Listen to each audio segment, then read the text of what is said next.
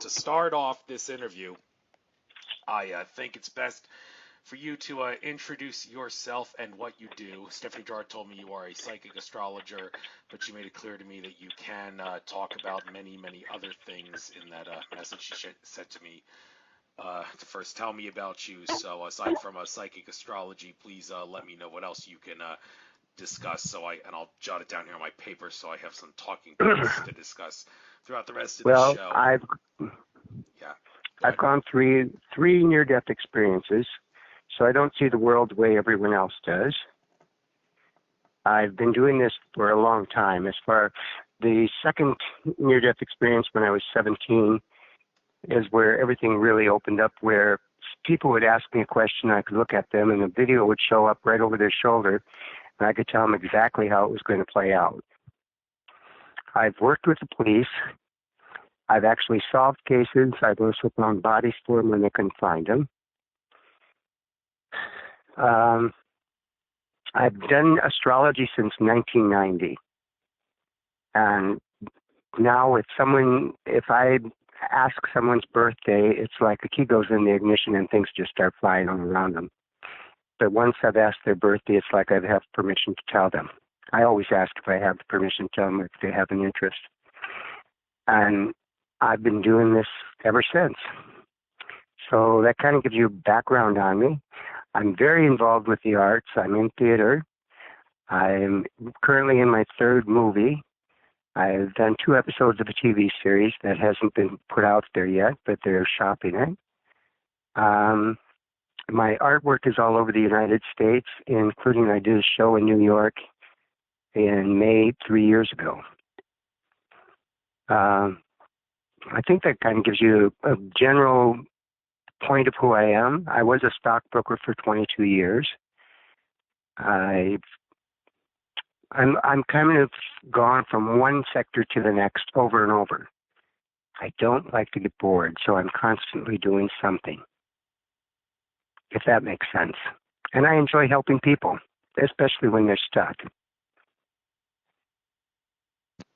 Good for you. I don't like getting bored either. So you sound like a very interesting guy. So I don't think boredom's going to be a problem at all for this interview. But you mentioned you had 3 near-death experiences. The second one was the most prominent. But by all means, we got to get talking points into this show. So, how about we start off with elaborating on those 3 near-death experiences in much greater detail, starting with the one that happened first, and then the second one, which was the most pronounced, prominent, and then the third one. What did you get out of them all, and why? Again, elaborate on what the second one was the most important, by all means. Okay. I also taught metaphysics as far as for 5 years, and I use all sectors of. It doesn't matter if it's numerology or if it's a deck of cards or psychometry, whatever it is. I've taught it, done it, do it. So it doesn't matter to me. When I work with the police, it's just a matter of touching an object. They never tell me anything about the case. I tell them how the person was murdered, and then I go into what all I see. And a lot of times if it's finding a body, it's like I fly through the air like an eagle and I just see things. And that's how I pinpoint them down. So, does that give you more to the picture? Yeah, I got my notepad here, wrote those things down. So, again, starting with the near-death experiences, because we want to start this off with something really, really that'll grab the listener's attention, and I think that's probably the best place to start. So start with the first one that happened first, and then the second one, and then the third in chronological order in much greater detail on what you got out of them and how they happened and all. So you got the floor. The first one was actually only when I was 2 years old. I was over-anesthetized when they did my tonsils. I wasn't really aware of everything that went on then as much as I am now when the second one happened. So the first one, I went through that whole ordeal. I knew that when I got back to the room that my folks were upset because it took so much longer with me than it did with my sister, in excess of an hour. And then when I went through the second near-death experience, I was 17. I grew up on a farm. And I rolled a tractor over on top of me and broke my back, my pelvis. And I crossed to the other side. I'm going into the light. And as I'm going into the light, I'm watching them come and pull my body out from under the tractor. And at the same time I'm going into the light, all of a sudden I realized I had done this before. I knew I had done this before. And I got all these instant flashes how when I was 2 years old, how they over-anesthetized me. And the doctors and nurses are running all over the place and doing everything to bring me back. And that was the reason why I was so much later than my sister as far as getting back to the room. Even though I do remember when they were trying to explain it to my folks, they had a whole different story than what actually went on. But when I went through the time at 17, I'm still going into the light. They've pulled my body out from under the tractor, and I'm watching it all. We lived out in the country, so they brought the car down, and they picked up my body. They put it in the car, and all of a sudden, I'm back in my body. I had no pain, though, because I was paralyzed from the neck down. And when I came out of that, which took a period of time, it was not fast to go through. One thing I can say that it did do is it kept me out of going to Vietnam, because immediately upon turning 18, I was drafted almost instantly. And it was just where I was just getting to the point where I could walk on my own, but I walked kind of like Tim Conway played the part of the old man, where I just took these little tiny steps. To raise my foot high enough to make a step was very hard to do. But I had to go through the whole physical and everything there. I went through incredible headaches, and I mean just a constant headache that you couldn't do anything with it. And at that time, I was working in the medical field myself. I was in radiology, and I got a prescription as far as for Darvon, and I took Darvon just to keep the headaches down because they were so incredibly intense. And that's where things started really popping, where the more people asked me questions, the more that I would be able to see what was coming up with the videos that were going on. And then it started to see where I could start hearing things coming to me. I would hear names being given to me. And I've actually had where, when doing readings, I've had 3 times where I've told people who they're getting married to, first and last name, never even knew that I said it, because you're in a different state and things just come out. And that went on for quite a period of time. In 1990, I had a partner that said, "I want you out of my life," and I wanted to understand what they were going through. Reading for myself is probably one of the more difficult things to do. I can tell what's coming up as far this way, that way. I have an idea about what may be happening, or I see it in dreams, and then I know it's going to be in detail just like I saw it. But I didn't understand what they were going through, so with astrology, it made me understand. And that opened up doors where I got pulled into doing psychic shows. And I had already been teaching metaphysics, but not the astrology part or anything like that. And I taught metaphysics for 5 years, 2 days a week, and enjoyed it. I mean, I had a blast doing it. I only did it because someone came and asked if I would consider doing it because they wanted to learn what I knew. And 3 people came at me like that, and from 3 people it became 25. 25 became 50 so quick, and that's what broke it into 2 classes a week for 5 years. I went through the 3rd crossover, near-death experience, in 1999. I went through full-blown AIDS. I went from 180 pounds down to 118 pounds in 3 weeks. I ended up in the hospital for 5 months. November of 1999, the doctors told my family I'd be dead in 2 days, and this was on November 2nd. And I went into a coma, and during that coma, which I was in for 6 weeks, I crossed to the other side and I came back. And I'd cross to the other side and I'd come back. And I kept, when I would go to the other side at that time, I got to experience what people went through when I was being a jerk with them. And I got to experience their emotional pain. And I never want to experience that again. So I will not be mean to anyone at all. I really, really work not to be mean to them. I may state a point as far as something I don't like or what I disagree with, but I will not be mean with them. I will not shoot them down. It won't be the jerk of jerks, because I don't want to experience that pain again. And it's just something, it isn't worth it to me to ever go through that again. Once was enough.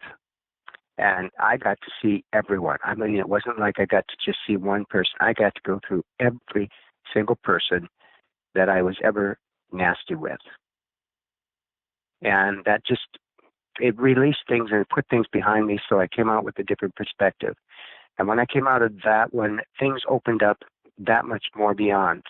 Now I can be doing reading. I may taste it. I may smell it. I can see it in my mind. I can see it there. I have spirits that show up as far as from people's family that sometimes will tell me intimate things that only that person knows. And that kind of freaks people out when that comes up like that. And I believe it's only happened a few times where the person really didn't, they were in question whether what I was saying was accurate. And that's when that normally happens, where all of a sudden a spirit will show up and they'll tell me things, and they'll say things about themselves that only that person would know as well. And so I've been doing this now professionally since 1990, where it's been going professionally. So it's been a while. During the time that I was in the market, as far as a Merrill Lynch broker, I did have a time where someone asked me to find them investment capital, and I had someone that was a big backer, and they had me come down to Vegas to meet them because they were down in Arizona. We're standing in the middle of the casino, and I said, "What's your birthday?" Now, this is someone that's very educated, but definitely 10 years my senior at the time. He goes, "I don't believe in that shit." And I said, "I don't care if you do or you don't. I do, and I want to know who I'm talking to, so I'd like to know your birthday." And he was just kind of dumbfounded that I would say such a thing to him a second time.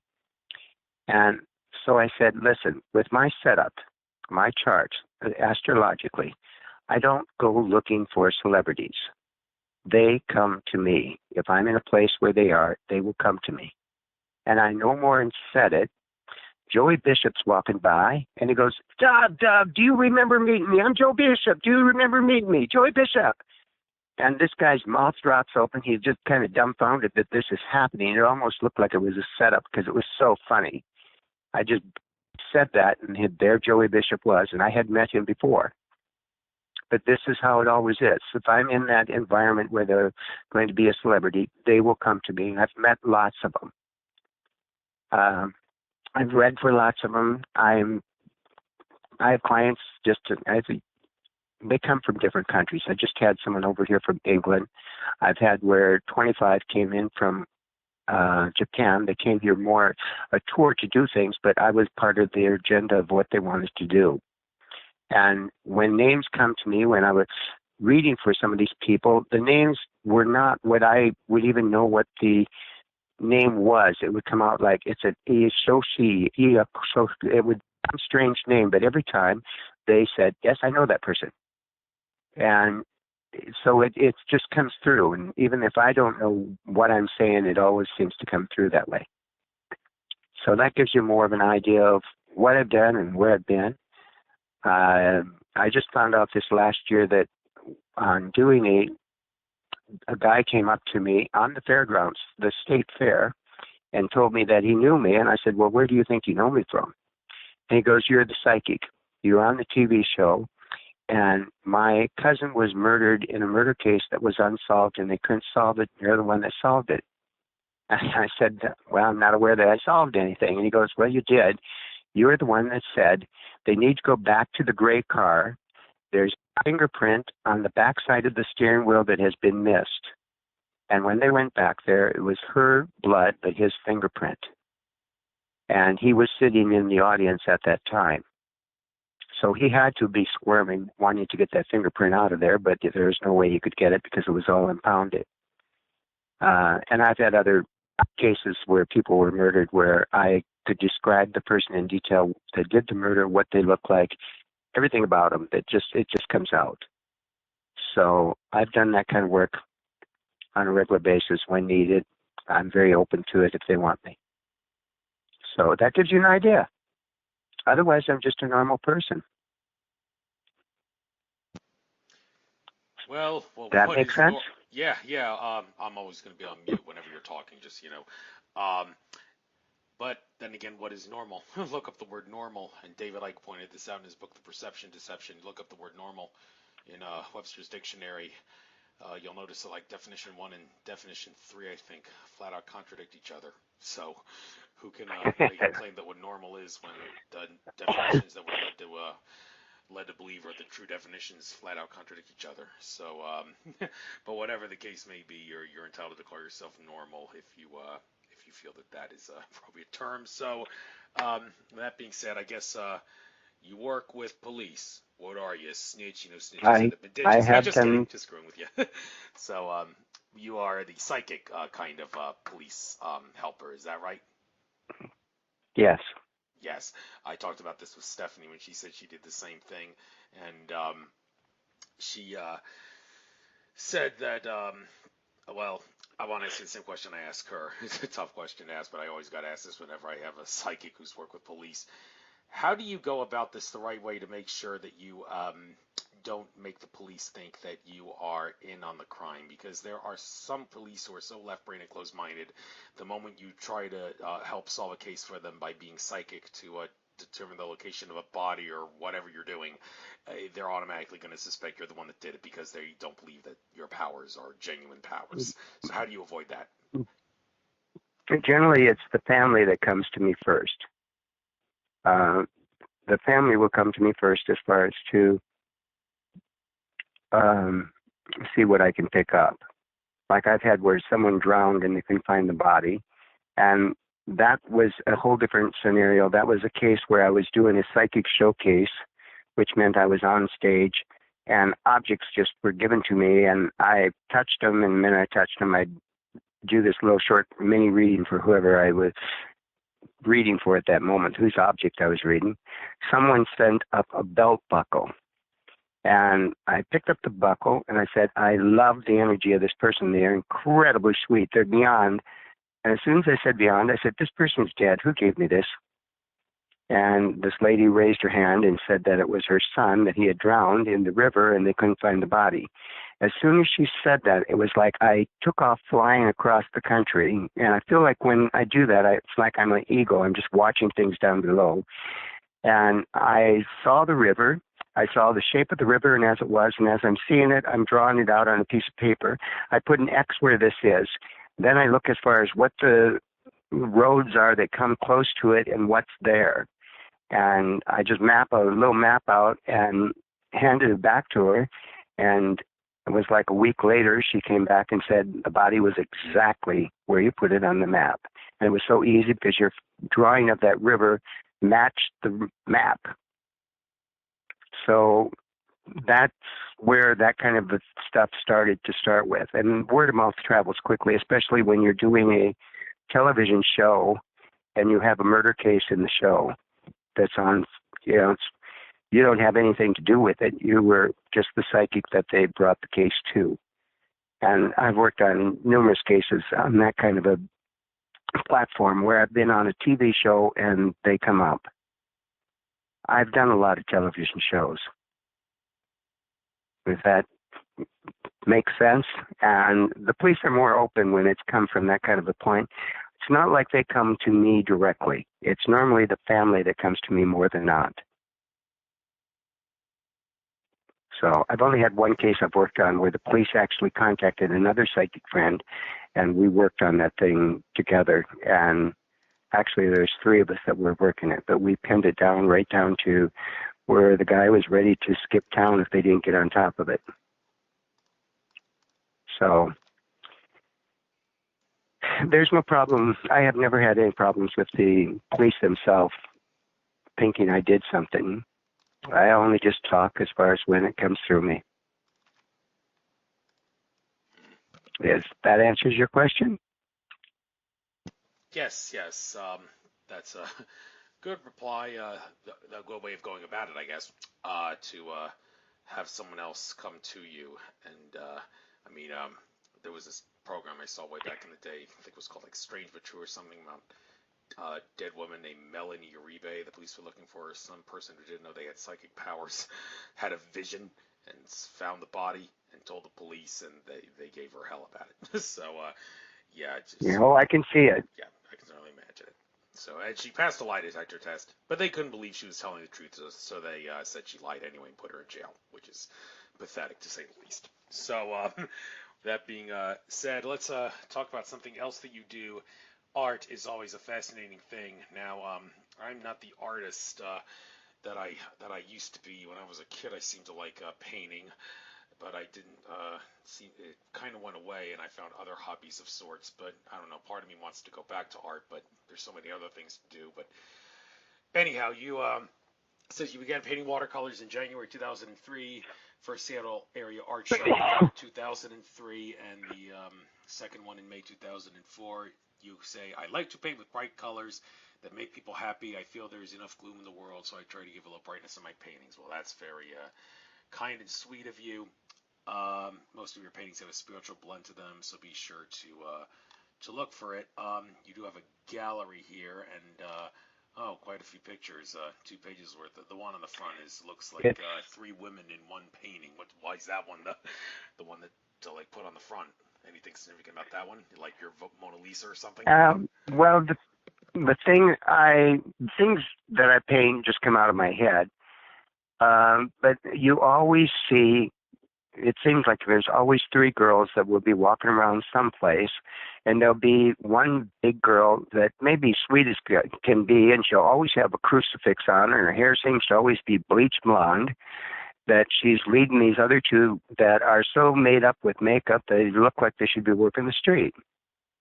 And that's where that painting came from, and it was actually in my first show, and it now hangs in a $6 million house right on Lake Washington. But I do love bright colors. To me, the impact of color it makes everyone feel happy. I started painting in January, and how it started with my assistant at Merrill Lynch was a very, very good painter, artist as well. And she just showed up one day and says, you need a new hobby, so here, sit down. And so we sat down. She showed me how to do the backwash, how to come up with something just by looking at the wash and just paint into it. And that's where it all took off. And so I was doing 6, 7 paintings a day because I'd paint on one for so long, set it aside and let it dry, and I'd work on the next one. And by doing this, sometimes at 4 o'clock in the morning, I'd be finishing up with the paintings I was doing. So I had lots of them stacked up. So what's on that website is a very small fraction of what I've done. I have CDs of different paintings that I've done. I'm just not, when it comes to computers, I'm not good about getting it from the CD into the computer, and I just need to take the time and go to someone that can do it for me and add to that gallery. Because even the show that I did in New York 3 years ago is not there. But if people wanted to look at that show as far as what the pictures were, they could go to YouTube, type in my name, Doug Johnston, and then type From Point Zero, because it is based on the constellations coming out of different galaxies on the string theory principle. So basically the galaxy is swirling around, and you start to see the constellation, let's say the fish for Pisces, you start to see them coming out. And then as they make the turn, you see more of their body, and you see more of their body starting to position, and then the very last one, they are positioned so they look like the sign of Pisces. And that's what that whole show was. When we did the show on opening night, it was the first time that Ivy Brown ever had to close her door until people left to let more people come in because they were lined up outside to come in. And everyone wanted to run around and have their picture taken in front of their constellation. So there was a real pull for the whole show as far as what went on with it. We had one guy that wanted the entire show to be in his business, so we bought back paintings that were sold, because I personally felt like the whole show should be it's a one-unit thing. There's only 12 paintings, but then he comes back and he goes, it's too big, I can't do it. It won't fit in my place. So then we were stuck with having the show, but nothing sold. And where do you take it? What do you do with it? So since then, they've used it as far as for the opening of a young artist show. So it was up for 3 months again in New York this last year. And out here, someone out here has been asking for it to come this way, and they are trying to bring it to the Fry Museum. So we just have to wait and see if that's where it goes to. But if they want to look at those pictures, they can look at From Point Zero. My name, then From Point Zero. The Leo painting went viral. It got 7,823,000 likes compared to the others that just had a few thousand. So I thought that was rather funny that the Leo would be the one that would go flying like that, but I guess they must be a little more into themselves, those Leo people.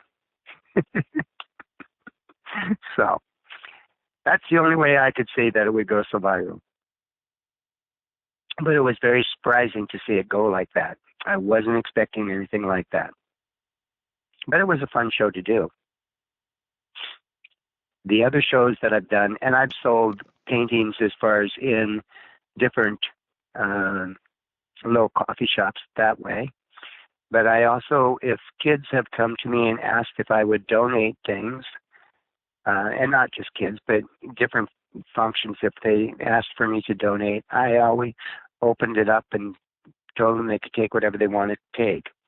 And this is where I really got sent all over the United States, because the fact that I gave away a lot of art pieces that were sold in auction for raising money. And they ended up in different states all over. So there's a lot of my paintings up and down the East Coast, down in Florida, down in California, Washington, and from Texas straight up through the Midwest. In fact, that first picture is one of those that has gone the most as far as all over the place, with prints going. And then if you go through that gallery, you'll see the picture of the back end of a cow, which is called Dance 10 Looks 3, which is from a course line. And in a course line, which was all based on true stories, they all have to step up to the line and say why they deserve the part, because there's only 8 parts and there's 24 people trying out for it. So this one girl steps up to the line and she says, well, I came to New York to be a rockette, and I could really dance. And I auditioned, I never got the part. So I stole my dance card, and it said, Dance 10, Looks 3.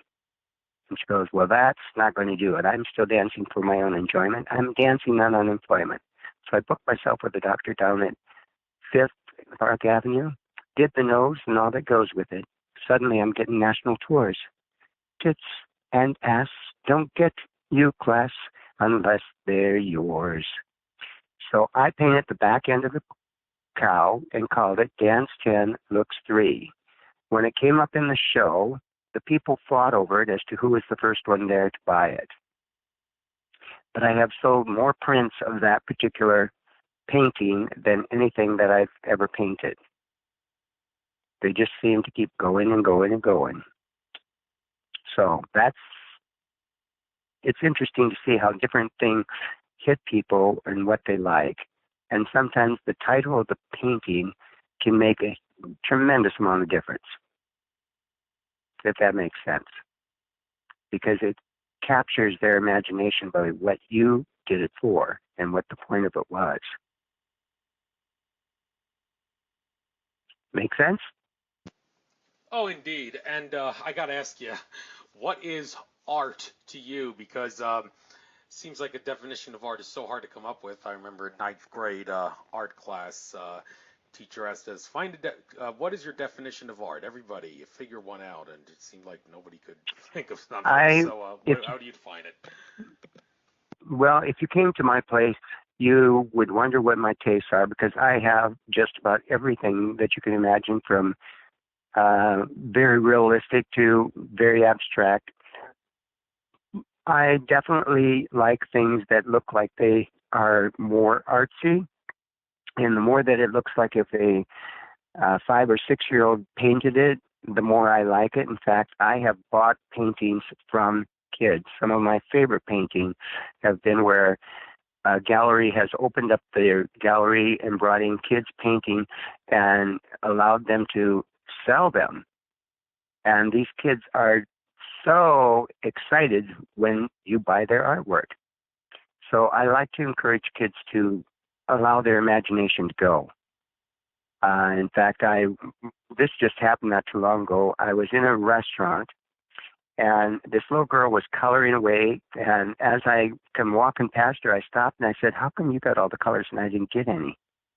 And she shook her head and said she didn't know. And I went on. She wasn't going to pay any attention to me. So a bit later, when I was walking back up past her, I said, "Could I see that picture that you were coloring?" She goes, "No." I said, "Well, if it's good, I'd buy it from you." She quickly pulled that picture out and handed it to me, and I says, "Is $1 enough?" And she goes, "Yep." And so I gave her $1. 2 weeks later, I was in a different restaurant, and she walks in, and she sees me, and she winks. And I thought it was kind of cute and funny that she recognized me right away. And a few minutes later, when she sat down, she immediately got a little piece of paper, and she was drawing all over it. And all of a sudden, she's waving this piece of paper in the air. So I went over and I bought it from her. But I think that you need to encourage them to keep going, to keep doing things, and to use their imagination. The more that people stay in that space where anything's possible, the more they believe that anything's possible. And for that reason, I love working with kids. And I always donate pictures to them if they're auctioning things. I always do it. And at the same time that I'm doing the picture, I will also do an annual reading for someone as a donation, which would be a $200 ticket item for the person that's buying it. So I do things where I feel I can help them. If I can help them to raise money, I'm all for it. So art to me is something that you can get lost in, that you can relax and enjoy. And sometimes it may be the color, sometimes it may be the picture itself. Everything has its own purpose and reason, and people see different things by looking at the very same painting.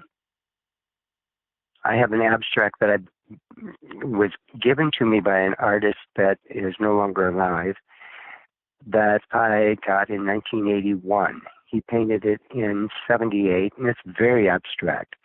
And it's one of those paintings that the more that you stare at it, the more you see different things within it, from faces, fish, airplane, you name it, it's all in there. Gorilla, dog, there's all kinds of things that are all within it. You just have to start sorting out the lines, where they come and where they go, and how they all tie together. And that, to me, is a fascinating picture to look at, too. Even though it's not bright, it has a lot of detail to it that is very interesting. So I'm pretty open when it comes to art. I love Asian stuff. I love looking at it. I enjoy it. But I'm not closed-minded on any art as far as where it comes from or whatever. I also have a big thing about textiles. I love how they can be made from simple things, but the work that goes into it is over the top, whether it's hand-tied, knotted, or whatever, hand-weaved. I'm always impressed with it. I just love what people create. Much more exciting to me than looking at stuff that was done by a machine. I prefer something that was actually, I have a lot of pieces of art that are one of a kind where Sign up to drive and they're earn not $500 prints. bonus. I don't have a lot of prints. I don't think I have any prints that I think of. Well, I've got one that I can think of that I've got, that I have two. Otherwise, everything that I have has been painted by someone. And I have a lot of artwork. In fact, my kids come and take different things at different times. And so not only is my place decorated with artwork, but they've got it as well. And they both can paint as well. Not that they're doing anything with it, but they definitely can do it. So I guess that's the best way to say how I like art. My favorite, though, is always color itself. I think that color makes people feel happy. And it can take a beige wall and you put a painting on it that's got some color to it, and your mind is automatically going to be drawn to the painting. It's not going to look at the beige wall. That's nothing more than just a setup for what's going to be there. And that's how I see art, I guess. And I did one show that was nothing but flowers. And that particular show, when I did that opening night, I only had one flower that hadn't sold. And before the show was done, it was gone too. In fact, the only show that I've ever had that I ended up having the paintings at the end of the show was the one where we sold the paintings back. And because we thought the guy was serious about buying the whole show. But those particular paintings, the smallest one was 54 by 38, and the largest one was 59 by 38. So it does take a big place to display them. But they do draw attention. I mean, people will definitely come to them to see them. So,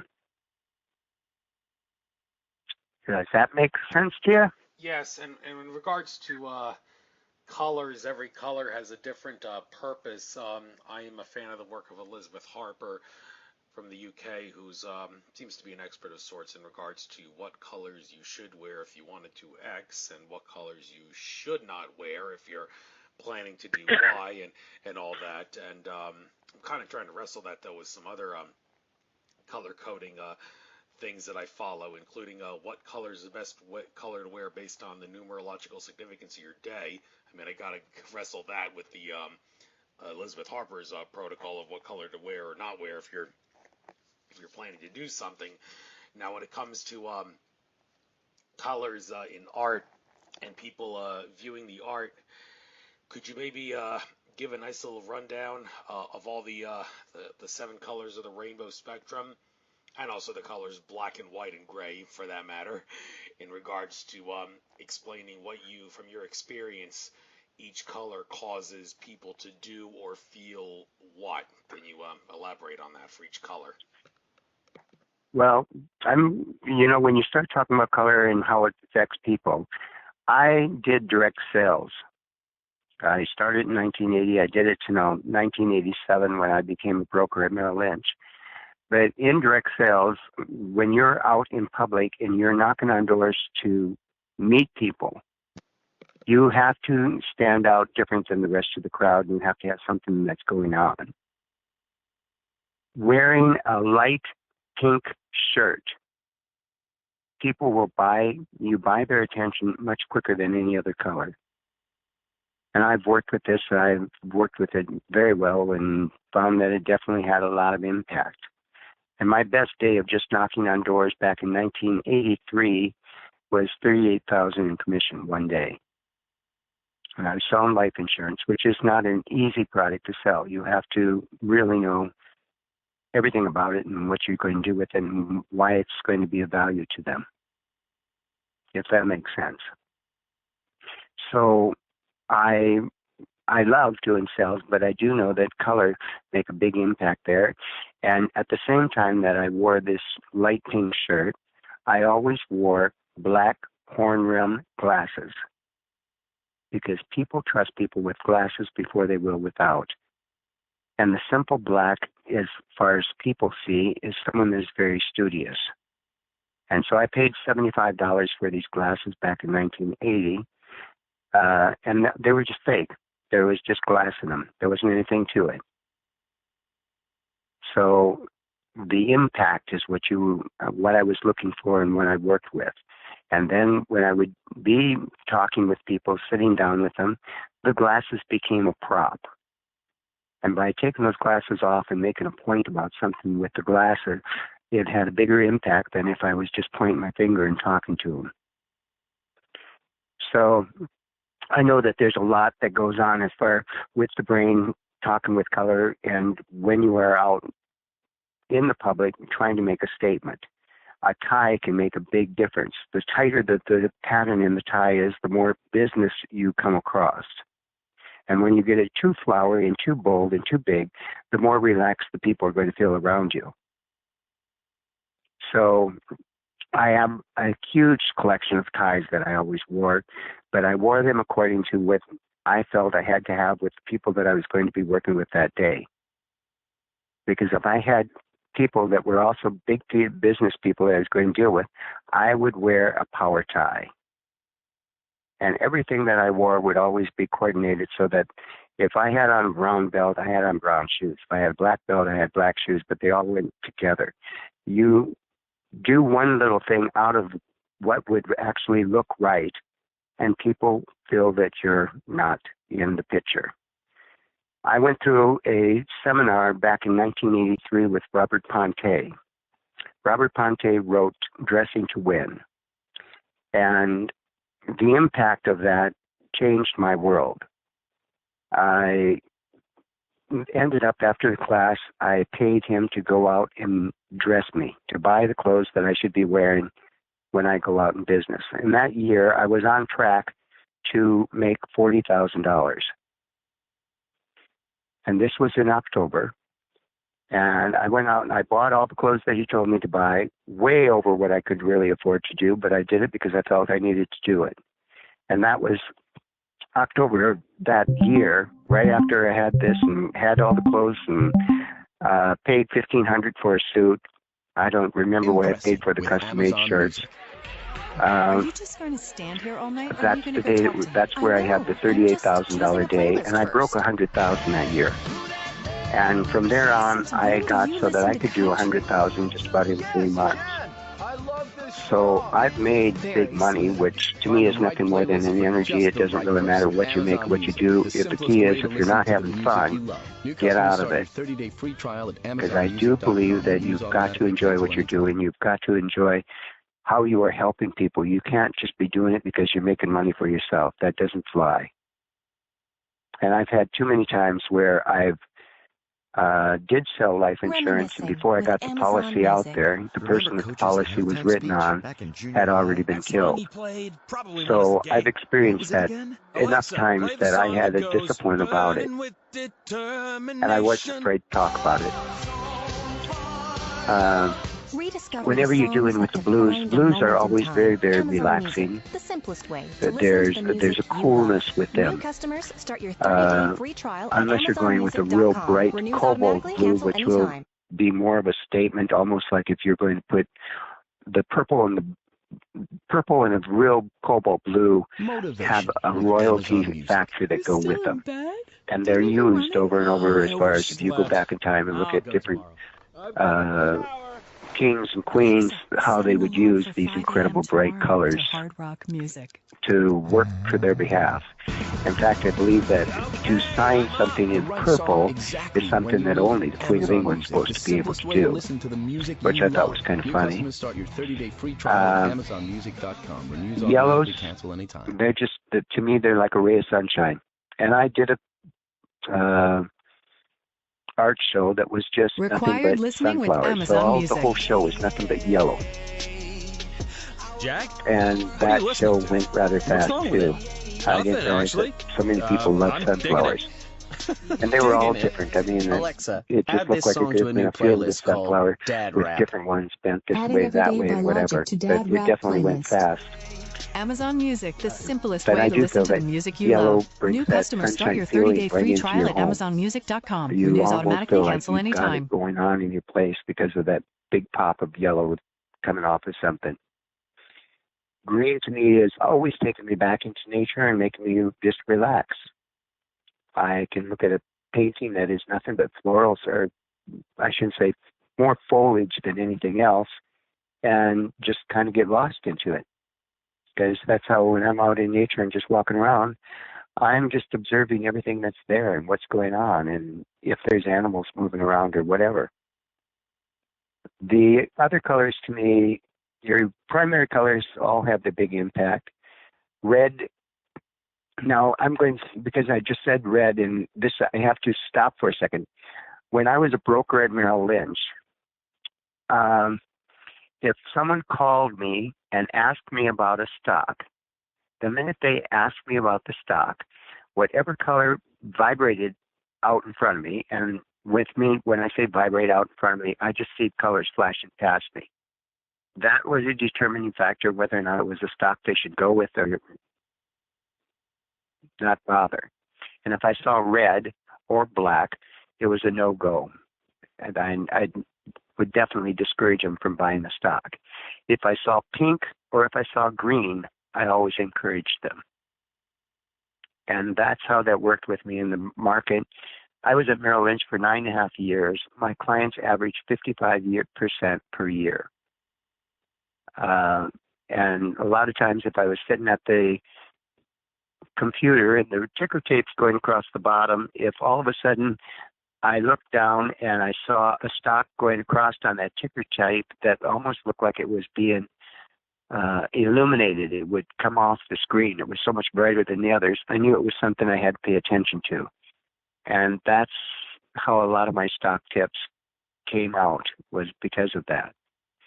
And on that same principle of what I just told you about how the ticker tape would kind of brighten up and go and brighten up and go, when I took the test for, now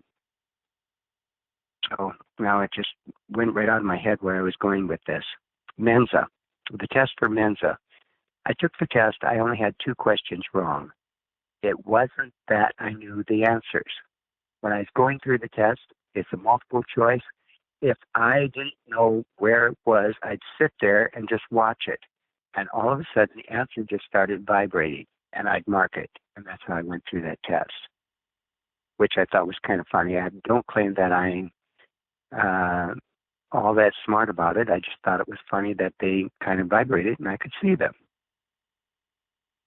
So I'm definitely use my sense as far as my psychic ability to see different things at different ways. I'm very open to it. I truly believe that whatever you're supposed to be doing or whatever's supposed to be coming in your world is going to appear, and it won't be by accident. Even though you may think that's how it got there, it was all set up for you to go through and experience. And that's how I pretty much ran my life. I have never made out a resume as far as for a job. Everything has just come to me. So I was an X-ray tech. I never ever went looking for a job. They just came to got me. And then when I came to the end of that, after being there for 10 years, Eastman Kodak came to me and asked me if I would consider selling X-ray film, because I could take pictures of anything and never ever take a retake. And I agreed that I would work with them because it made a big increase as far as salary is concerned from being the head tech in the department. And then they said, but you have to move the East Coast. Well, I wasn't ready to move the East Coast. That wasn't going to happen. And so I told them I wouldn't do it. And I went back to do the X-ray, and they go, well, we've already hired someone to take your place, so you don't have a job here. So I had to take and think, where was I going to go? And I thought, I'll just go back to school and go for psychology, because that's where all my schooling was already. And got that all set up, and then I met a man that was selling life insurance. He goes, you should just come and sell this with me. You make the same money as doctors in 1 year's time if you listen to what I have to say. And I thought about it, and I thought, okay, I'll try it. First time I ever went out to make a presentation, I was so nervous I couldn't go through the presentation. I had to just take my hands off of going through it and let it go.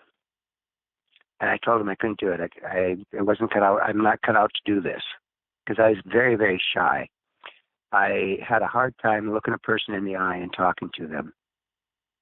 And so he says, well, you don't have to do it. We've got one more appointment. We'll go to it. I'll do the presentation and we're done. We went to the next appointment. We sat there and we were talking with the people. And all of a sudden it was time to go through this presentation. And he goes, Doug, we'll go ahead and show it to you. And I was just mortified. I thought, why did he lie to me? So I went ahead and I did the presentation and they bought it. And I was excited that I could do something like that. And from there on, I was off and running. Then doing this for 7 years, I ended up where I was divorced. I have 2 kids that I had custody of. I have a live-in nanny, and it was driving me crazy. I did not like having a live-in nanny in my house. And I thought, I've got to change this. I've got to get a position where I can make the same kind of income that I was making, but have the same hours as the kids. And I said, I'd be a stockbroker if I was going to make this kind of money, but to have the same hours as kids. And 2 weeks later, after saying that, Merrill Lynch called me up and asked if I'd consider coming in for an interview, because they were going into the insurance business and they had talked with the state commissioner, and I knew the state commissioner very well. When my record as far as holding clients, because they keep track of your clientele being with you, how many are there 1 year later? Mine was 94.6% of all the people that I had written up were still there a year later, when the state average was 50%. And this is why Merrill Lynch came to me. And Merrill Lynch never hires anyone unless they have a 4-year degree. I only have a 3 years. I never took the 4th year. I just went. So I was with Merrill for 9.5 years, and I left mainly because I was bored with it more than anything else, and started the first day trade company out in Washington State, which was also the first one in the 10-state area, which was a lot of fun to do. I had a blast with it. There was a lot to learn.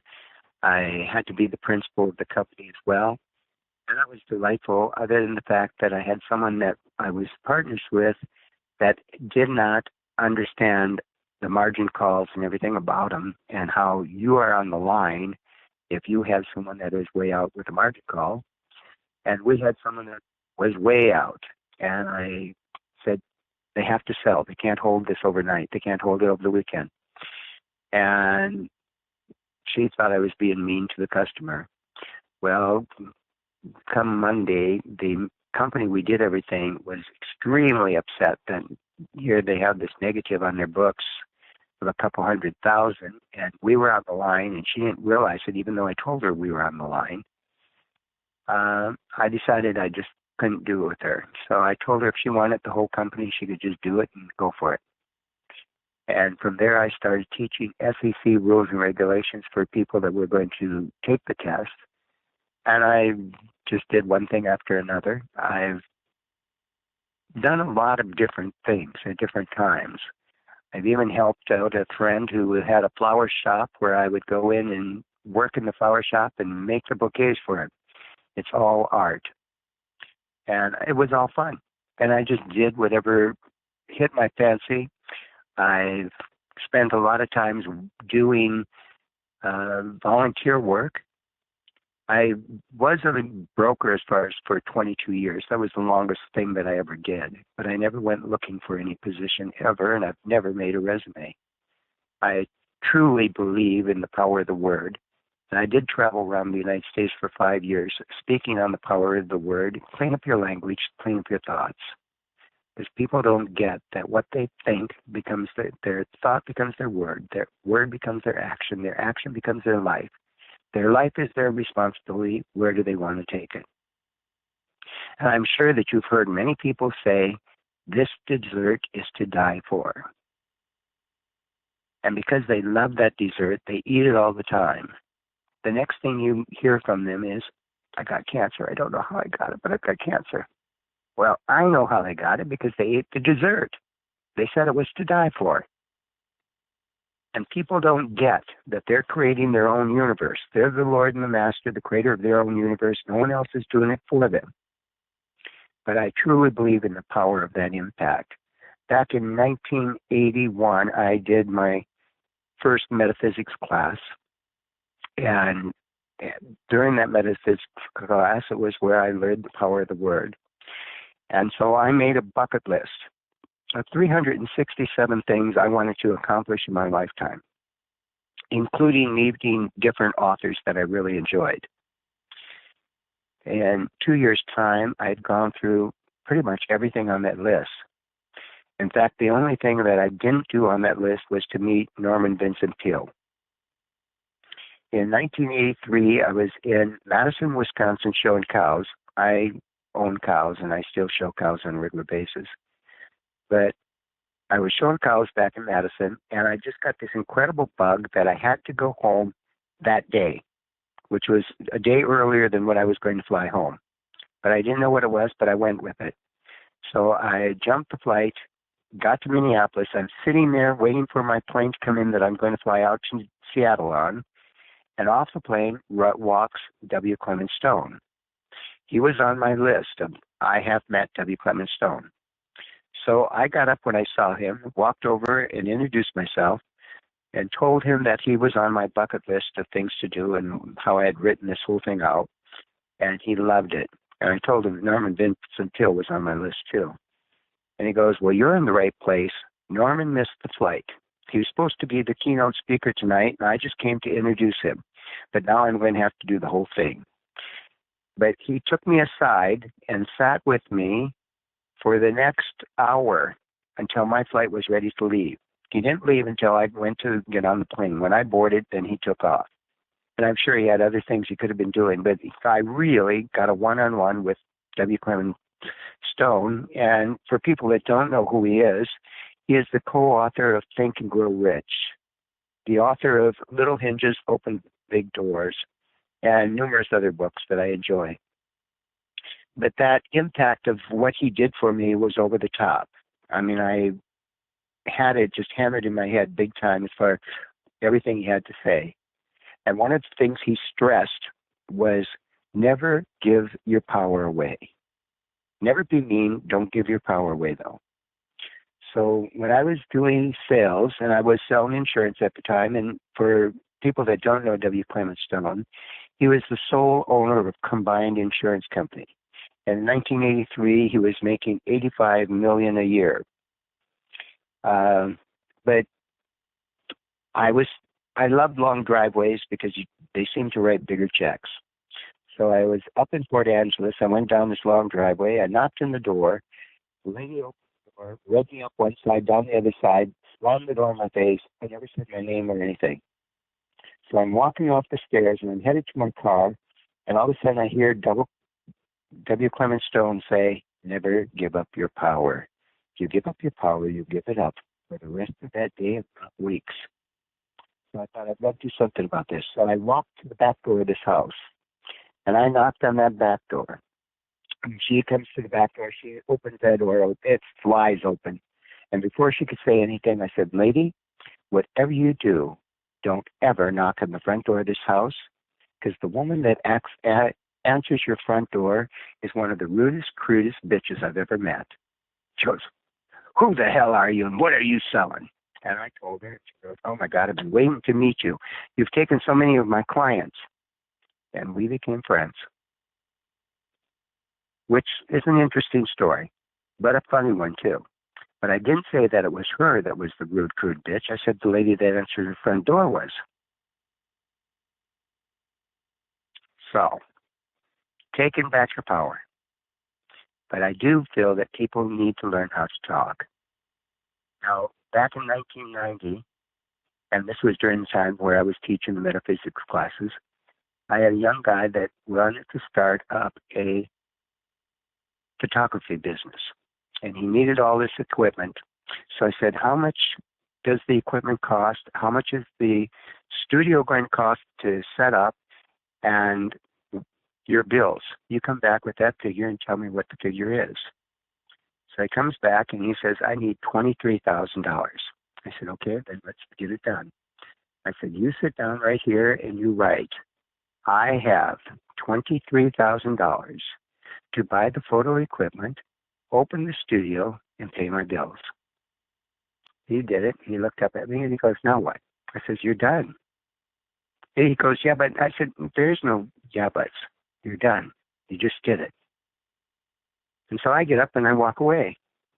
The very next week, he gets a call from the Acme Sign Company, and they asked him if he'd fly around the country and take photos of their billboards for their annual report. It paid him $23,000. So he set up the studio, had everything going.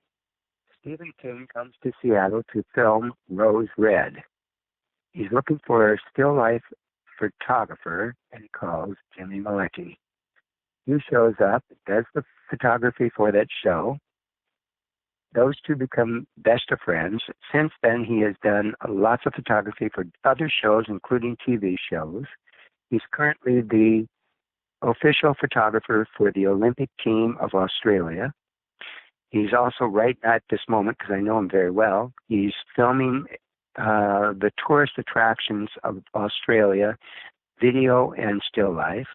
He's had the cover of Life magazine 4 times, but it's all started because he wrote out, I have $23,000 to buy this equipment. And from there, he continues to do I am, I have, and manifest things into his life. Because whenever you're speaking of the I ams and the I haves, you are always speaking in the now. You're not speaking about next week, next month, 2 years from now. You're not speaking in the past 4 years back.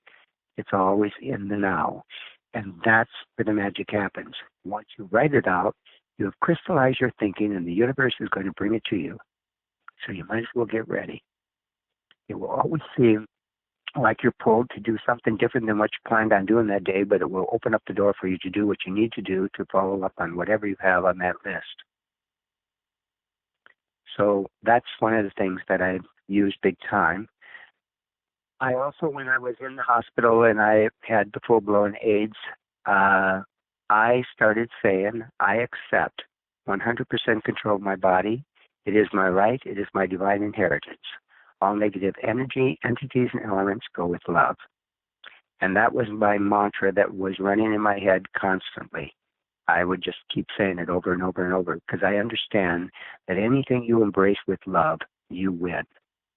So when I went into the coma, and they had told my family I was going to be dead in 2 days, 6 weeks later, I wake up and I get up and walk around. They refer to me as their Christmas miracle, and they wanted to know what the hell I did that I could get up and walk away from that, because they had no way of seeing that that was going to happen.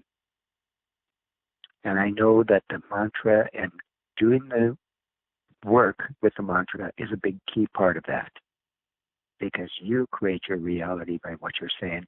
And when you embrace anything with love, you are going to win. I've also gone through cancer in my right eye, and same thing. I'm back to a 20/20 vision with that eye. So that gives you more of an idea of what has all gone on from way back when. Well, that's quite a story to tell. And since you mentioned we got to watch what we say because we create our reality. Yeah, I'm familiar with that.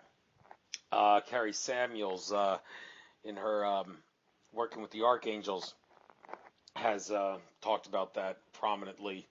Like, you don't want to downplay yourself.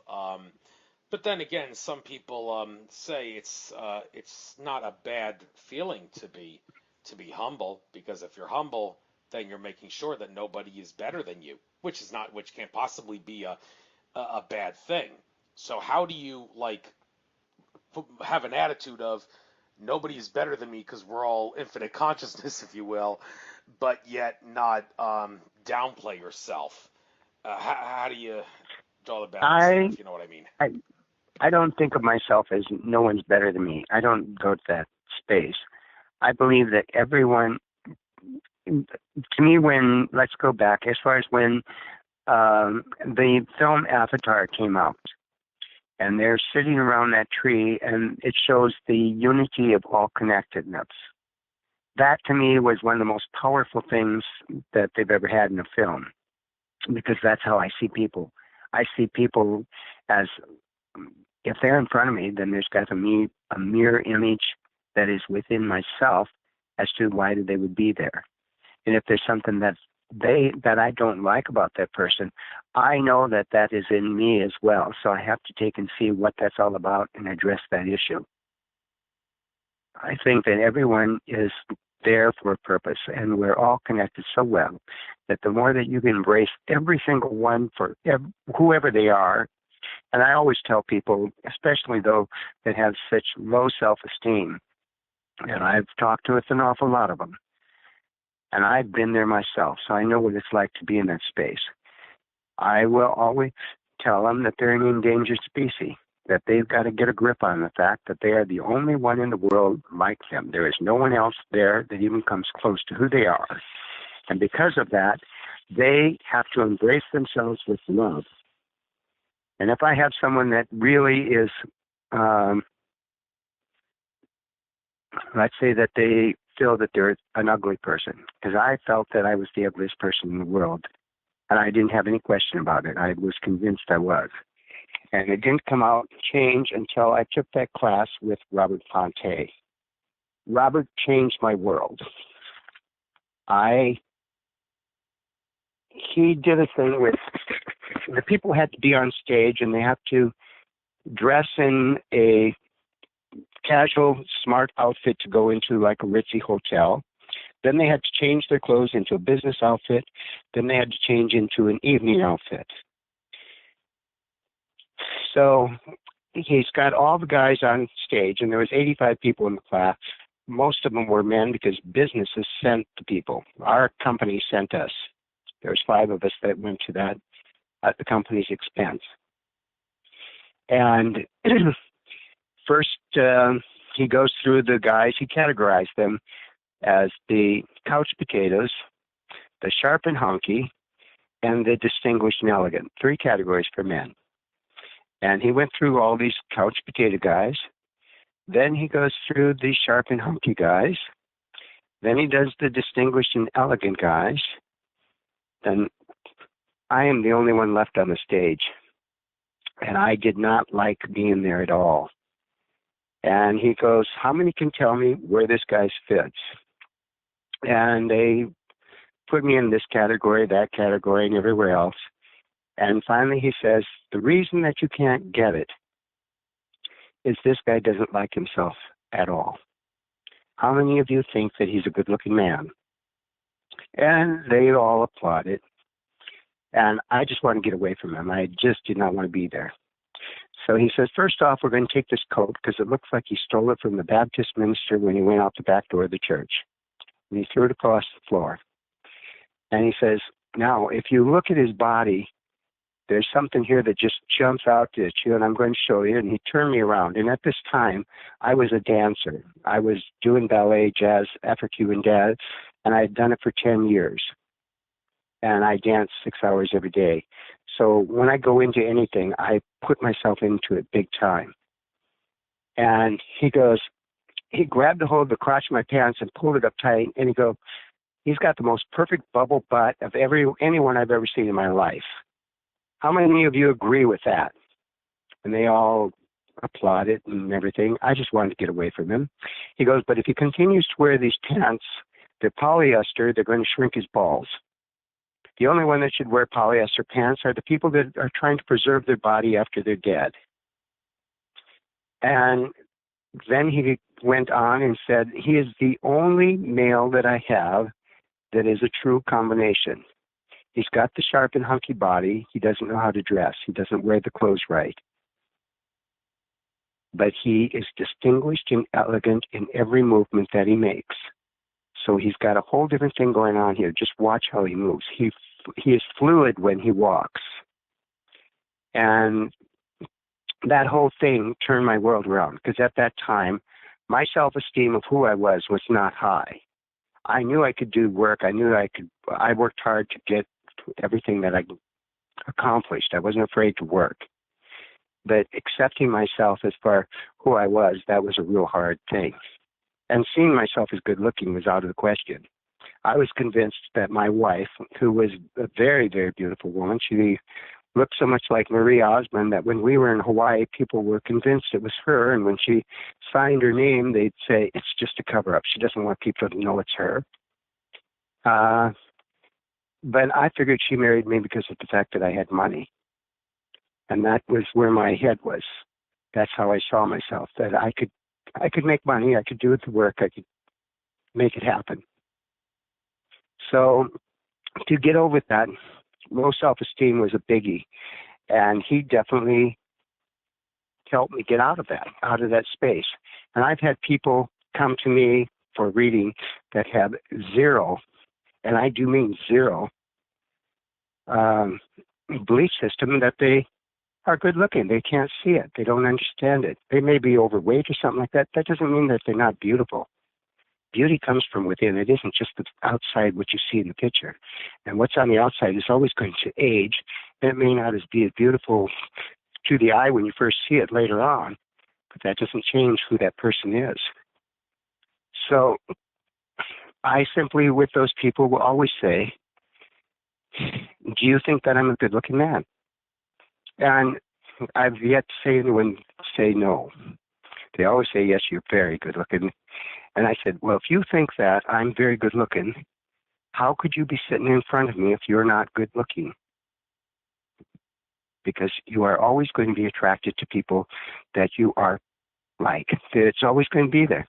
So there has to be something within me that you see that you want to be in front of me. And that means that if I'm here in front of you, there has to be a double attraction going back and forth, or you wouldn't be here. And it seems to open them up so that they start to come out of that space where they are.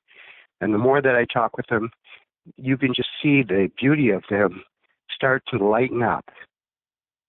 And I love doing that. I love taking people from where they feel like there's no steps to go forward and showing them that they can do anything they want to do.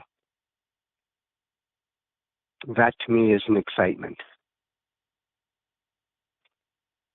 So, and working with kids is the other thing. I love working with kids. Kids are just the marvel of marvels as far as they get it so quick. They understand it so quick.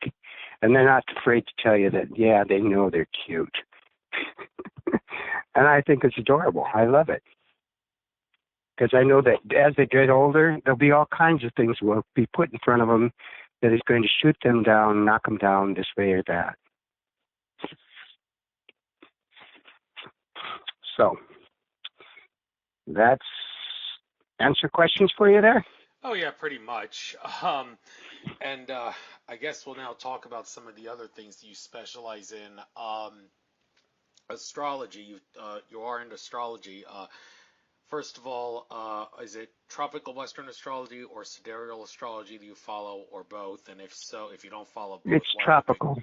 And why not sidereal, out of curiosity? The first, when I decided I had to understand what my partner was going through, it was there and it was available, and that's what I went with. And I walked into this group of people that were talking astrology. It was not a class at the time. It was just that they were doing the thing on astrology. And this woman that was sitting next to me said, so what's your birthday? And I thought, I don't want you hitting on me. I'm not interested in that. And she was a beautiful woman, incredibly beautiful. So I just handed her my chart that I had made up. And she hands it back to me and she goes, it's actually a beautiful chart, but I don't think your timing's right because it doesn't look like you. And I thought, what do you know? I didn't know at the time she'd been practicing for 16 years. So we take a break for coffee, and she drags me over to this man that has been practicing for 60 years. And she says, Howard, take a look at this chart and tell me what you think. And he took the chart and goes, God, it's a beautiful chart. I love the setup. I just don't think the timing's right.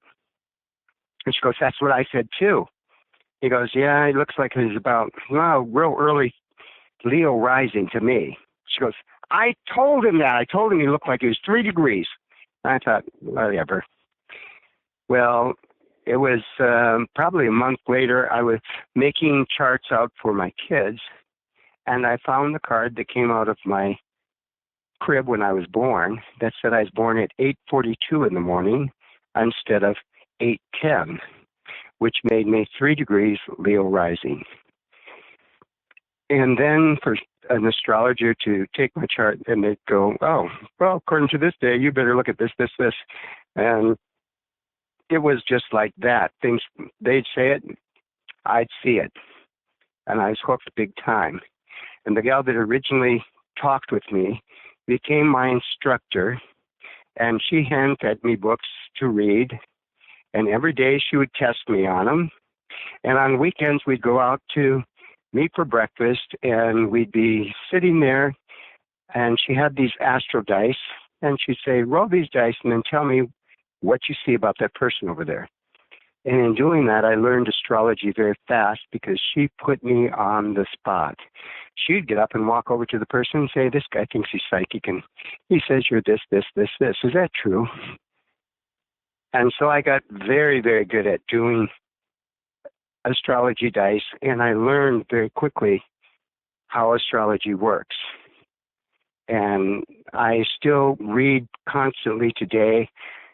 And, you know, the more that you know, the more that you feel that you need to know more. So I don't own a television. I just read. And I try to keep myself abreast with what's going on with different things, different subjects. Anything that hits my fancy that I feel I have to learn about it, I get a book and read about it.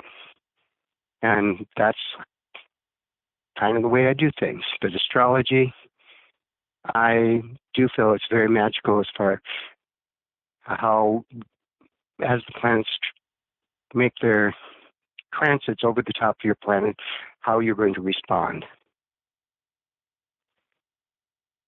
And it's been magical for me in the respect that, one, I don't have to look at anything to open up. If someone gives me their birthday, I can calculate things in my head quick enough to know where their rising is going to be, what their Saturn is going to be, and then things just start flying. And I just read whatever I've got going on there. Now, if I'm doing a reading where I can look at all of it, I'll definitely look at it and go from there, and anything that comes up in the middle of it. And like when I told people who they're getting married to, first and last name, before they ever met the people. And in one case, because I got to listen to the recording, when I said the name, it was like Bruce Monroe. Bruce Monroe. And that's how it came out. I wasn't even aware that I even said the name. But for it to be drawn out like that, I kind of got a kick out of it. I didn't realize I was in such a state that I couldn't remember what I had even said. But that's how it's always been. I'm not concerned. When they go through me, I just say it. And nowadays, when I'm doing a reading, if a person is sitting there in front of me, if I hear names, I ask them to write it down, because I know that those are people that they're going to be coming into their life within the next 14 days. And that's pretty much what the average has been. Within 14 days, those people always seem to show up in their life. I had one woman that goes, I never ever go anywhere. I don't know I'd ever meet someone with that name. 3 hours later, she calls me up and said, okay, I've met that person. I said, how did you do that? Where did you go? It's because I didn't go anywhere. Something went wrong with my dryer, and they showed up. So that's kind of how it works. So that's more or less why I did that. I also took a class in Vedic numerology, which I thoroughly enjoy too. It's a lot more complicated as far as working it, and I don't work at that with it like I do astrology, but I did enjoy the class. And I've done the class in numerology, and I enjoy that as well, and I do work with that more often than not, because I feel that numbers can tell you a lot of things very quickly about people. I will even look as far as numbers on cars when they are in front of me, what the number of that car is, because that will tell you a lot about their person, what they're doing, and how they're doing things. Everything is related.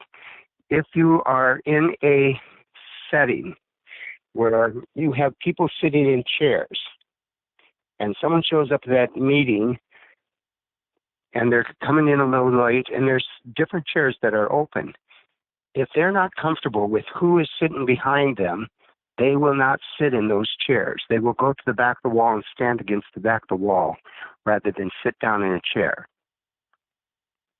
If you look across at a person in that kind of a situation, wherever they go to, whatever is behind them is what's going on in their world. Does that make sense?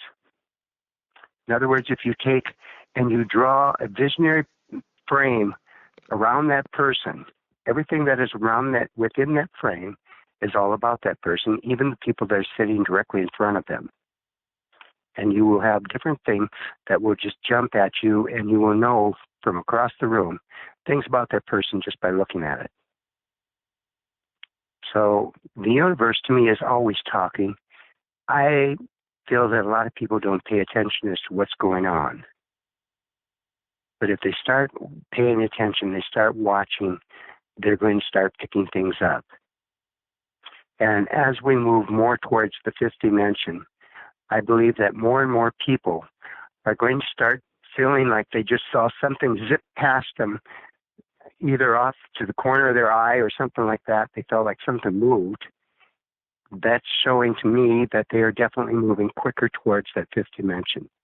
Because the stronger that starts happening to them, even if it's little dots, like energy fibers or dots floating through the air that they're catching, this is all part of them moving more to the fifth dimension. And our whole purpose of being here is that we've come to be ascended masters. We didn't come here to go through the games of life over and over. The games in life are the lessons that take us to, that is what takes us to the lesson that we have to learn in this lifetime. So for me to go bonkers over someone and then them tell me that they wanted me out of their world, took me to a major lesson. And that's what took me to the astrology. That's what opened up the doors to go this way, opened up the doors that way, pulled me into being a public psychic. So everything happens for a purpose. We just have to pay attention. What is the purpose? Where are we going with this? What's the point of it? What am I to be getting from this? What do I do now? So that's the way I see that whole situation. But I find it all delightful, and I do have this theory that if it's not fun, I leave. Because I'm a Gemini, and I get a little impatient. If it's not moving and it's not exciting, I'm ready to do the next thing. But it doesn't stop me from doing other things at the same time. I don't have to do just one thing. So I can be doing one thing and doing another at the same time.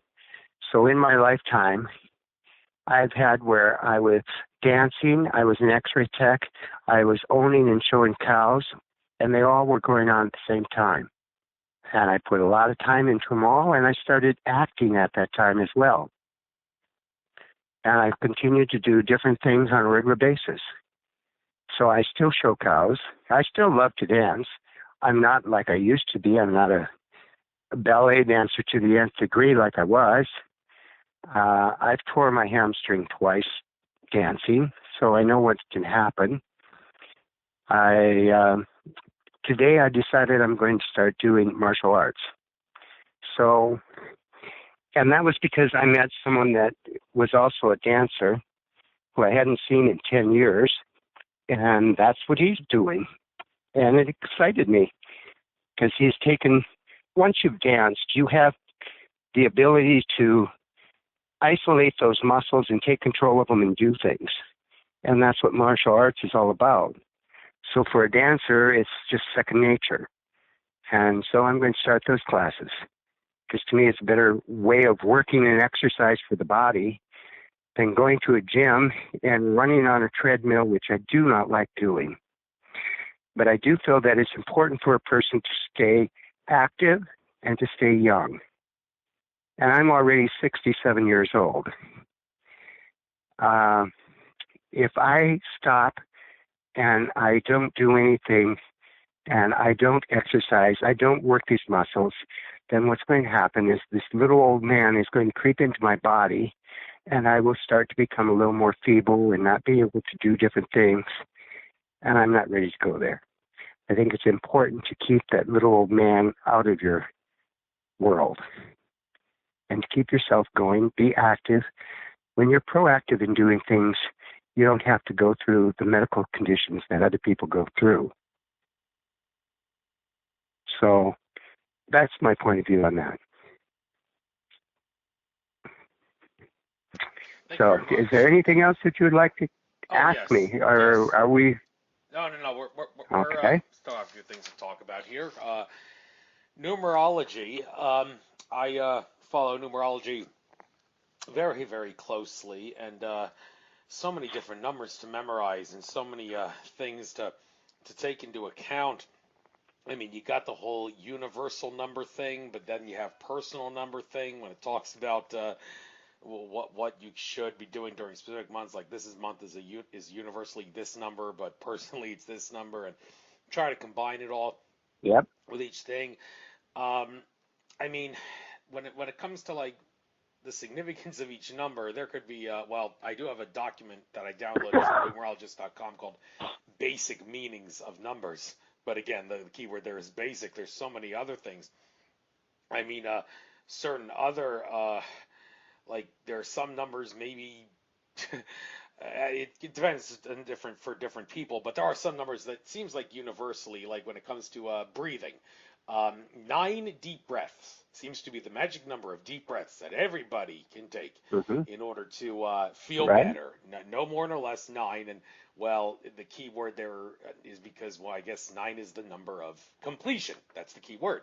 Is there any other reasons why you can think of where maybe 9 would work out for being the magic number of big, deep breaths you should take to try to relax? No, that's a pretty good one. And I think that even when you just want to focus, those same 9 breaths will automatically put you in more of a focused state where you just seem to have more of an understanding of things around you. Because as you're breathing in and out, things magically start happening within your world around you.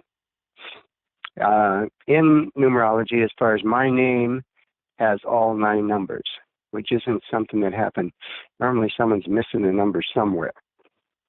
Now, I've had someone that came to me that they changed their name. And when they changed their name so that they were missing the exact 2 numbers that they were missing with their given name. And I thought that was very interesting. And I've had more than one that did that. So those numbers missing are the major lessons that they've come to walk through and learn this time around.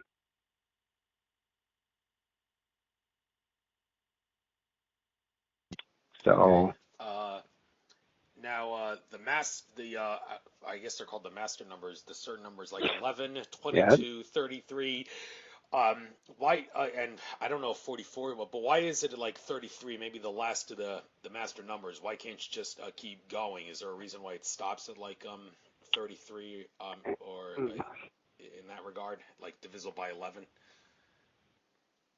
As far as the master number, to me, as far as I know they exist, and I do know the difference as far as the which side of it are they going to be going with, whether they're going to take it on the spiritual side or they're going to come in and work it as far on the low level, because the 11 would become a 2. The 22 becomes a 4. It's all about the solid. The 6s or the 3s become the 6, which is everything status quo. It's not changing there. If you wanted to run it further out, I don't think there's anything negative about saying, 44 is an 8, and this is this lower side of this, and this is what it is, and the 44 being more Angelica. I'm not going to be concerned with that in my world. I'm more, when working with numerology, I will look as for what are they missing in their name? What are the major lessons that they really have to address and look at? How do they feel about this subject? How do they feel about that subject? What's the point of them looking at this? But it will always be there. I find over and over, it always seems to be there with the numbers in their name. Likewise, if you're doing as far where they are with their birth date, that year will always seem to be exactly what they're going through for that year, whatever that number may be. So there's the universe is, to me, it's just magical. You've got so many different things that are talking to you in so many different ways. These are just ways of guiding yourself to see what it is that you're to be looking at this time. And at the same time, I think that a person could sit down and look at a painting and get lost in the painting, and they could find all kinds of things about their world wrapped up in that painting that they're looking at. So it's all tied together. It's all one big world. None of it is separate from the rest of it. It's all one.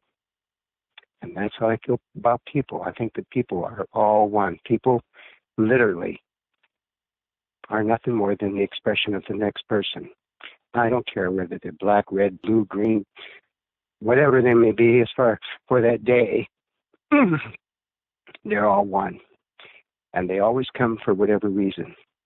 And when I told you that I don't want to do things that are negative to people, I've had since then where I normally would have responded very negative myself. I've had where I was going out of doors, they were coming in a door, and they were pulling their sleeve up at the same time I was walking around the corner, and they hit me square in the eye. And it was cold cocked. I mean, I felt like I was going to go down with the impact of what happened, because his arm came up, pulling that sleeve down with the other arm at the same time he hit me in the eye. My head flew back, and rather than making a big deal about it, I simply said, obviously you want to meet me, but did you have to hit me in the eye to get my attention? And I made fun of it, and it was much better than being a jerk about it. And I've had different things. I don't care if someone bumps me and spills something on me or whatever. I'm not concerned about it. It all washes off. Does that make sense? Yeah, good attitude, good mentality towards life there. Don't care if someone bumps you, all washes off. Good. So you mentioned something about cards, like you work with like decks of cards. Did you say tarot cards, or was it some other type of decks of cards that you work with in spiritual work? I will. I can pick up a regular deck of playing cards and throw them out and tell you what's going on with it just as quick as any other way.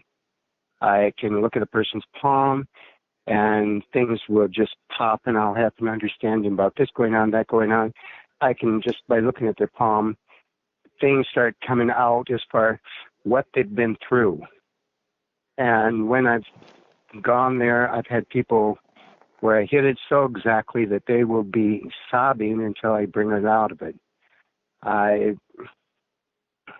I've had where someone that had an abortion was still holding guilt to it, and they were literally sobbing. And the minute that I saw that this was going on, as far that they had this abortion, I said anything about it, it was because the water started dripping out of my eyes.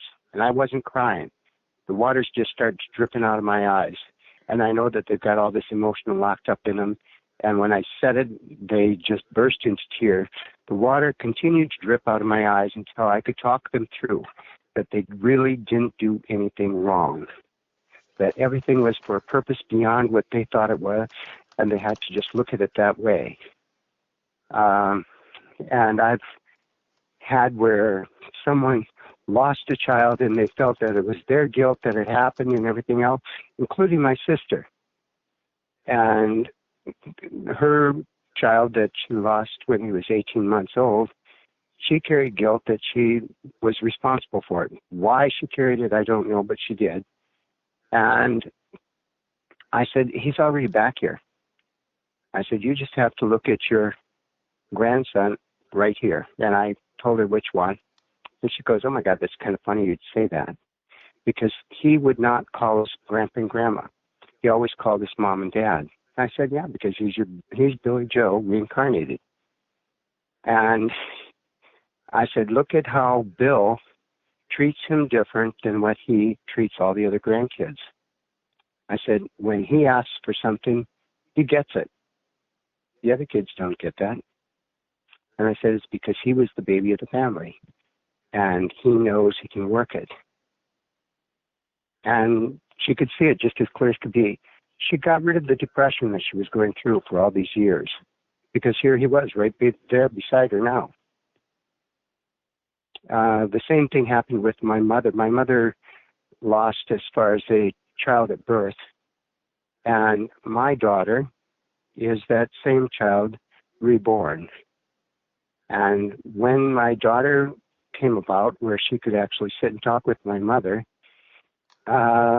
it was the first time that my mother would not go into a big depression every time my sister that had passed away, whenever her birthday came up, my mother would go into a deep depression.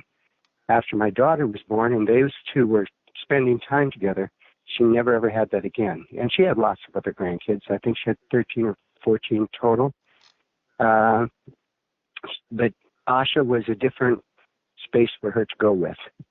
And they could go off and talk for hours on end, and that's just the way it was. I knew immediately when Asha was born that that's who she was. She was Jean Marie reincarnated. And once people get it and they understand, it changes their world. Once they can wrap their head around and accept that people definitely come back, and they come back within the same family. I have a very good friend of mine who's very psychic as well, that when her son was 3 years old, she was scolding him. And he turned around and pointed his finger back at her, and he goes, do you remember the last time when I was the big one and you were the little one? Stopped her in her tracks. She was so dumbfounded that he said that. But when kids come in, up until they're 7, they're wide open channel.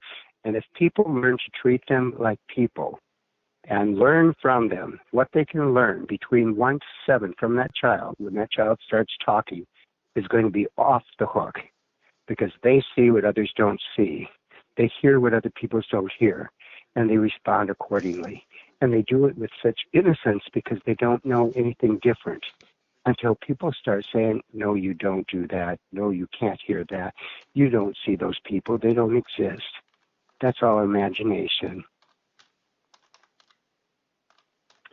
That's what starts to shut them down. Now, because I knew all of this, when my kids were growing up, I worked with them to keep them as an open channel. So we played a lot of concentration with deck of cards. Then I would ask them to take the deck of cards and separate the red cards from the black cards, which they were very good about doing because they're a different weight to the card. I took concentration paper of different colors, and I would just touch it to their forehead with their eyes being blindfolded, and they could tell me what the color was that I hit them with on the head. And even if I mixed the colors back up and came right back with the same color that I just did it with, they knew it immediately because each color has a different vibration, and when it touches you, you see a certain color in your mind. And that's how you keep that third eye wide open.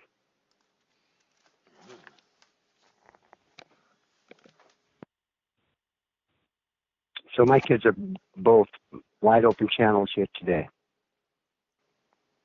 Right. They don't question, they just say it.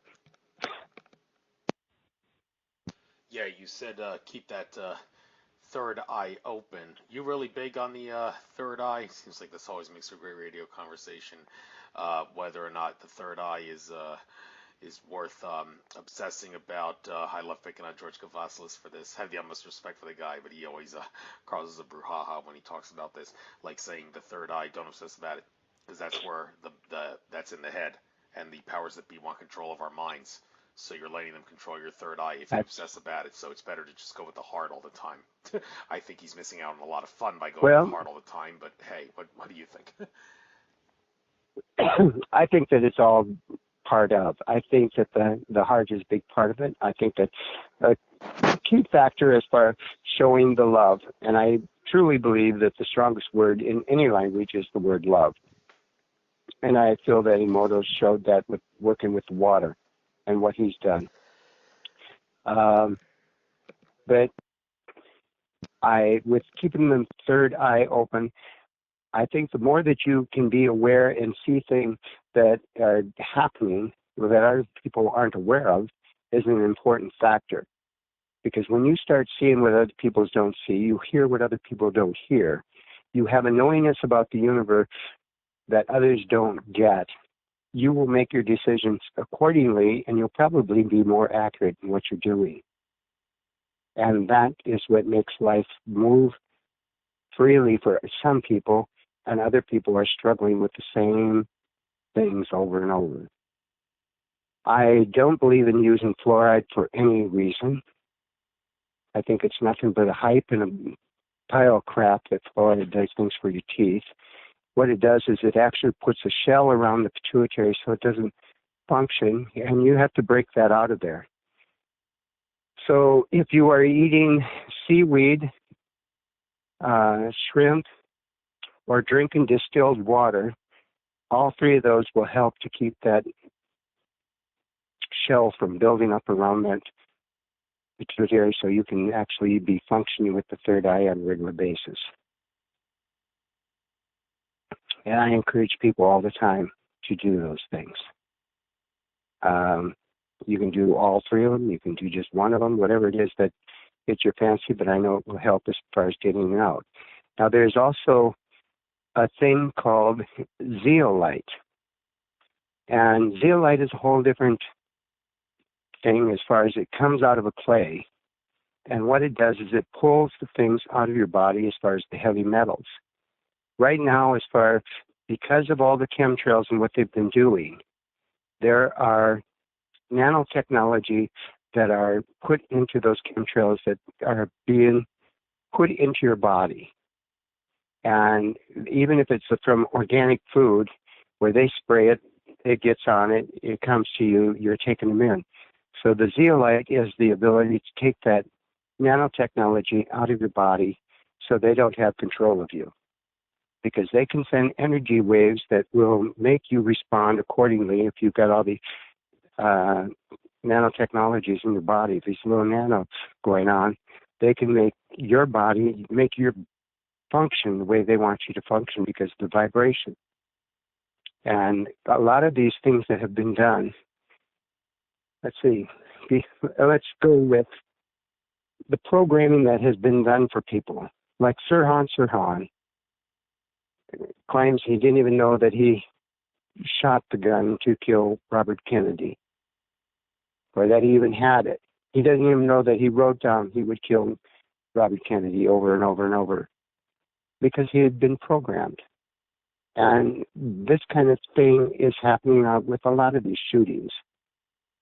These people have all been programmed to walk through and do this stuff that has nothing to do with their real world and who they are. John Hinkle, that made the assassination attempt on Reagan, was actually at the dinner with the Bushes the night before, because John Hinkle Sr. was Bush's first oil partner. Do you think that there's a possibility he was programmed to take and make that assassination? I definitely do. And we all know that Bush was the head of the CIA, that he was involved with it very, very strongly, and a lot of things that went on there are probably not the most up-and-up things that should be for the people. I think that most of the alphabet soup that exists out there in D.C. needs to have a thorough cleansing and turned around and either wiped out or something on that order. I don't like going into politics. To me, they're all kind of the same thing. They may have a different name for them, but they all seem to be just to keep people separated and keep control. So, and that's how I see that arena. Well, let me ask you this, because that's kind of pertinent to something I'm going to be doing later this month. I got an email talking about how the Tea Party Patriots group, which whose popularity and significance has waned in the past couple of years, but it appears they're trying to make a little bit of a comeback. They're holding a conference on the Tuesday and Wednesday. It's the let me check the dates here. The 24th and the 25th of July in D.C. Basically a conference to try to figure out if Donald Trump if he's genuine or not genuine, and try to figure out all the things that Congress can do to get America in the right direction again. And I decided I was going to go to that. While I am very big in spirituality and metaphysics, I am at some great degree a American Patriot Community member, and I do feel that there's a lot of things in the Patriot community that, well, dare I say it, flawed, that maybe need a little bit of fixing.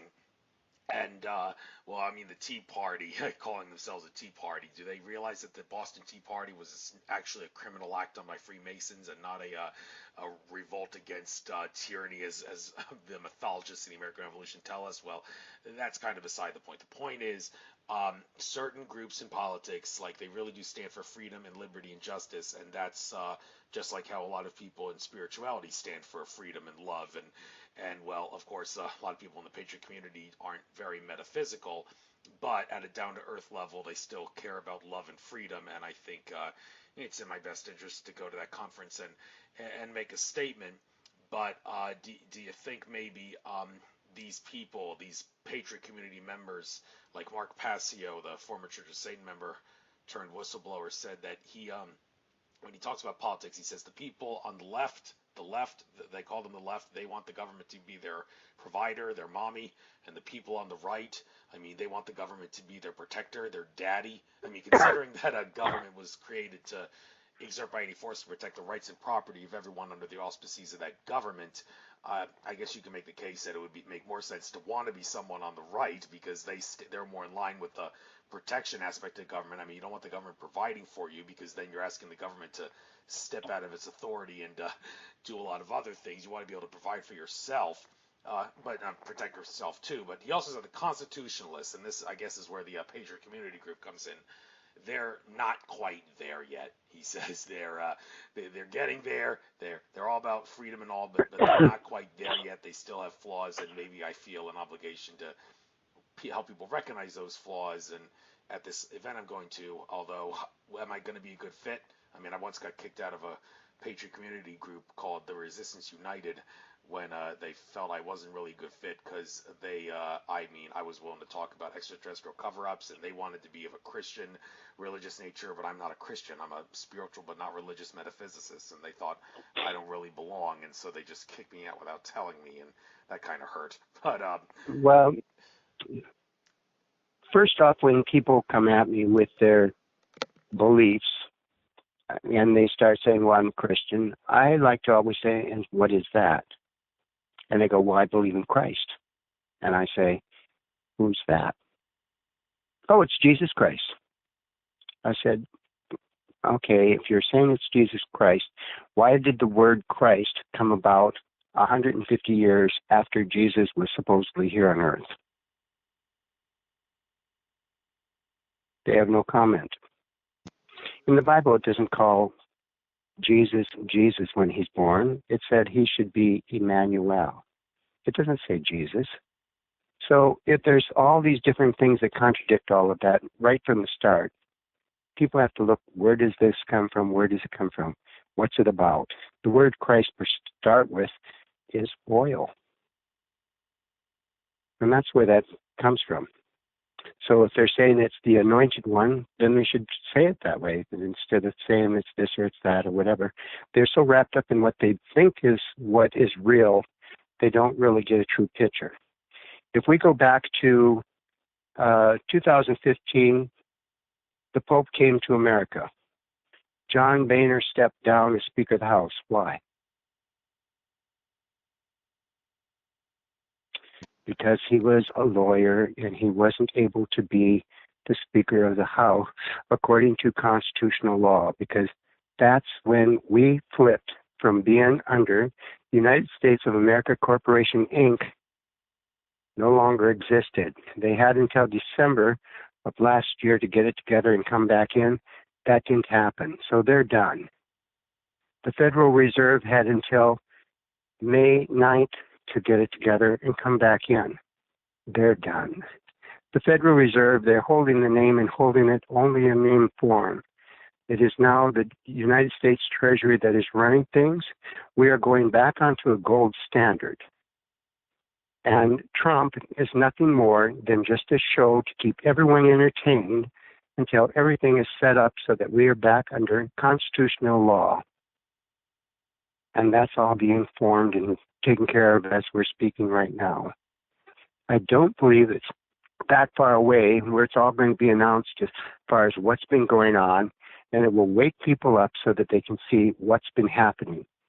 And everything has been kind of a show for people to be entertained and wrapped up in one way or another as things were being done. At the same time that John Boehner stepped down, so did Obama and Biden, because they too were both lawyers. Under constitutional law, you cannot hold title to the crown. If you're a lawyer, you hold title to the crown because you have passed the bar, which is British Admiralty law. So that all had to change. If you pay attention to their last year as president and vice president, nothing happened. And that's why when he did his last speech, he drops the microphone and says, Obama out. He was trying to tell people he really didn't have a say. He was out of it. He had nothing to do with it from that point forward. And people don't dig deep enough to take and find what's really going on. But I feel anytime they put something on where it's being played out in front of you over and over, I don't care if it's that they're talking about the Kardashians. If they're talking about them over and over and over, they're the main attraction in the news. I want to know what's really going on, whatever's going on that they're not talking about. So I always dig. And you'll find it if you dig for it. You'll start to see different things that are happening that nothing's being said about. So I don't think we're very far from where we're going on to constitutional law. I truly believe that you're going to see the largest block of money in the history of the world go from one sector to the masses. If we look as far as what the Federal Reserve actually owes the people, it would mean that every person born today going back, they would be paying $100,000 a month for the next 12 years, and that would barely cover the principal. And it wouldn't cover any interest at all. That's what they owe us, not that we owe them anything, because we don't. It's all been fabricated. It's all been a matrix to keep control of the people. And that's all coming apart the more that people wake up. And maybe Donald Trump has said different things that have made people stop and think. Some of them go real quickly to the very, very negative and are saying things that are ridiculous. They're not ready to take and give up what they feel is their own power that they've got from where they are. What's the senator down in California, Maxine or whatever her name is, that has always got her mouth running? It's like craziness. She speaks out of one side of her mouth, but she's doing something different with her own life. There's a lot of people that are in government that should never be. And if people can come into the government and have barely anything to their name, and a year later or 2 years later they're multimillionaires, something is really wrong with the system. When you have 29 people in Congress that have dual citizenship with Israel, something's really wrong. Who's running the country? What was going on? Who's pulling the real strings? All of this is going to be exposed big time. And anything that you've seen as far as in Star Wars already exists. I've already had a dream, and I see things for myself in dreams. But in a dream, I saw where I got into what I'd call Jetson car. The car went straight up in the air. It zipped across to New York. I was there in 10 minutes. At the other end, when I'm getting out of this car, because it was the first time I was in it, and I was thrilled over it, I said, do these come in bigger sizes? And the guy goes, yeah, they come as big as truck sizes. And I said, oh, great, because there's a cow down in Australia I want to go get. And just like that, I was wide awake. But all of that stuff exists today. You're going to see in the next couple of years more technologies come forward that are going to change the world in just months compared to the years that it took from us to taking and putting our finger in the dial of a phone and running our finger around that dial to dial someone to having a cell phone in your hand today. And it's going to be mind-boggling as far as how quickly the technology is going to happen. You're going to have things that have been stalled as far as the patents, or the patents have been buried so they couldn't come forward, that are there to help humanity, to change the way that energy is done, how we get our electricity and everything else. It's all going to be a different world, and it's coming at you very, very fast. I don't think that people that are getting into the political world and saying Trump did this or Hillary did that or this is what went down there, I think that they have to open up to the bigger picture as to what's really going on and not get wrapped up in the little things that are happening politically that are there to help separate the people. The more that everyone gets on the same playing field and understand that they are working there for humanity, they're not there for this person or for that person, but for all people. That's when things start to happen fast.